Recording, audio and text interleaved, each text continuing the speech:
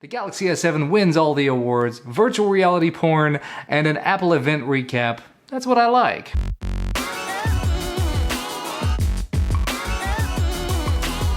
This is the second time that I've gotten to record this because I screwed up the audio the first time. Moving on. I know a lot of you guys probably are not Apple fans. I'm kind of ambivalent. I watched the Apple event this week. I've watched all of the Apple events that have happened in the last few years. And you know what? I thought I would just talk about it real quick. I have this platform where I talk about tech type stuff with you guys, and I thank you guys so much for watching and supporting it. So let's talk a little bit about it. Then other stuff. At the Apple event, which was actually a relatively short one, they announced a new robot called Liam, which is going to take your recycled iPhones, the phone you send to them, it's going to rip it apart into little tiny pieces and try to break it down into its core essential components to help recover some of that and avoid wastefulness. It sounds like a positive thing. Other than that, it's a very cool robot that appears to be pretty good at what it does, and I like that. The Apple Watch received a price cut, bringing it down to $299, still well above what it probably ought to be, especially when you compare it to the Android Wear devices on the market, but you know what? There's going to be a market for it. They also announced some new bands, and I genuinely do not care about that, so I'm gonna move on. The iPhone SE was unveiled. That's actually a really interesting one to me, because it's got the guts, it's got the interior of the iPhone 6S, but it's in a 4-inch body. I used to be an iPhone owner. I had the original iPhone and then the 3G, and they were okay for the time. I've had an iPad for a while, and again, it does an okay job. It gets the job done. So I'm really tempted by the iPhone SE. It's got the specs of last year's flagship device. It's got the size and the screen and everything of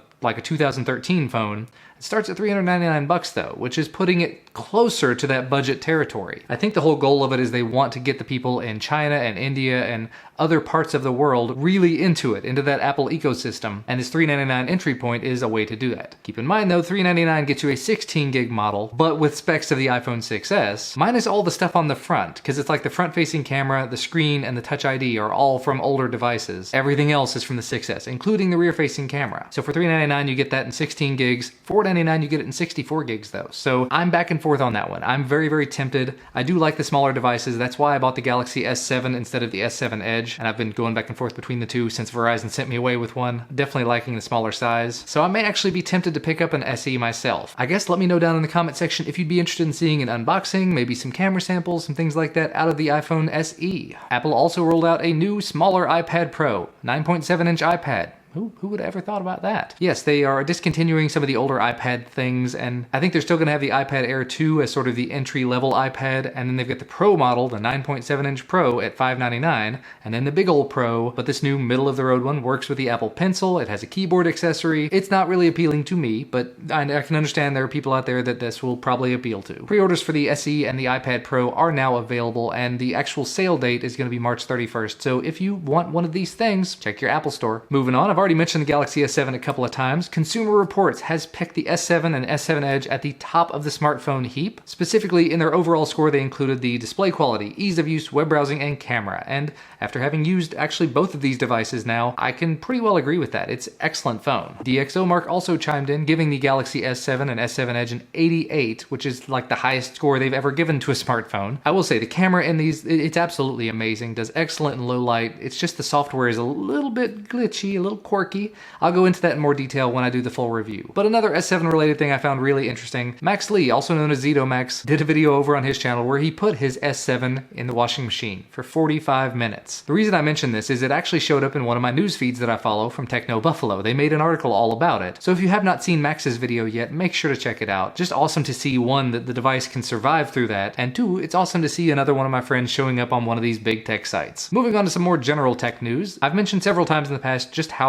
big a fan I am of Tesla cars. They finally unveiled the process for how to reserve a Model 3 when they are available. Starting on March 31st, you're going to be able to plunk down $1,000 to reserve your Model 3, but they're not going to actually start doing anything with that until the end of 2017. So if you have $1,000 you can put down upfront and not have for a year and a half, that's great. That gets your name on the list, but that's wow. I don't know if I can say that I would do that I would throw out $1,000 for something that a year and a half from now there may be entirely new tech. There may be entire new cars other than that available. They're probably not going to be as good. I'll just go ahead and say that, but still, moving on. I'm spending too much time on it. There were a few Sony related stories. Let's lump those together. Reports came out this week that Sony's working on a 4K capable PS4, a moderately upgraded, like a PS4.5 if you will. The reports were coming out, there were rumors, and I think Sony's actually confirmed it since then. Sony has also come come out and announce they're working on some games for iOS and Android. Not really unique in this concept in that Nintendo has decided they're doing that as well, but still, the future of mobile gaming is bright. The PlayStation VR went up for pre-order this week on Amazon and sold out a grand total of 8 minutes later. That was the $399 core bundle. There's also going to be a launch bundle. It's $100 more, and instead of just being the VR headset and a pair of headphones, it's going to come with the Move controllers and the camera,